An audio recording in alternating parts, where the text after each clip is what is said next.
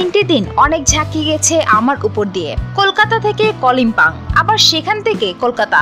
এরই মাঝে ডাক্তার দেখানো, মামাবাড়ি বেড়ানো আর টুকটাক শপিং তো রয়েছে।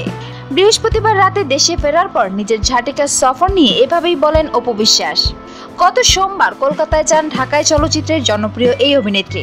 মূলত চিকিৎসার জন্যই ছিল তার এই যাত্রা। এদিকে কেউ কেউ উৎকণ্ঠা প্রকাশ করেছিলেন যে অপু বিশ্বাস হয়তো এবারও বেশ কিছুদিনের জন্য ডুব মারতে পারেন। এ নিয়ে মিডিয়া পাড়ায় টুকটাক গুঞ্জনও শোনা গিয়েছিল। এ প্রসঙ্গে অপু বিশ্বাস বলেন, এমনটা ভাবার প্রশ্নই ওঠে না। আগেই বলেছি সোমবার যাব, বৃহস্পতিবার ফিরবো। বলেছি যেটা, করেছি সেটা। অপু বিশ্বাস যা বলে তাই করে। তিনি আরো বলেন, আব্রাম এখনো খুব ছোট, তাই তাকে নিয়ে ভ্রমণ করা খুব কষ্টসাধ্য। স্বল্প সময়ের মধ্যে কলকাতা থেকে কলিম্পং গিয়েছিলাম। কিছু বন্ধু বান্ধব ও মামাদের সাথে দেখা করে আসলাম। বুধবার চিকিৎসকদের সঙ্গে দেখা করে টুকটাক গাইডলাইন নিলাম। আর এরই মাঝে ছিল এদিক সেদিক শপিং করা। সুপ্রিয় দর্শক, বিনোদন জগতের আরো নিত্য নতুন খবর জানতে আমাদের চ্যানেলটি সাবস্ক্রাইব করতে ভুলবেন না। লাইক, কমেন্ট, শেয়ার করে আমাদের সঙ্গেই থাকুন। ধন্যবাদ।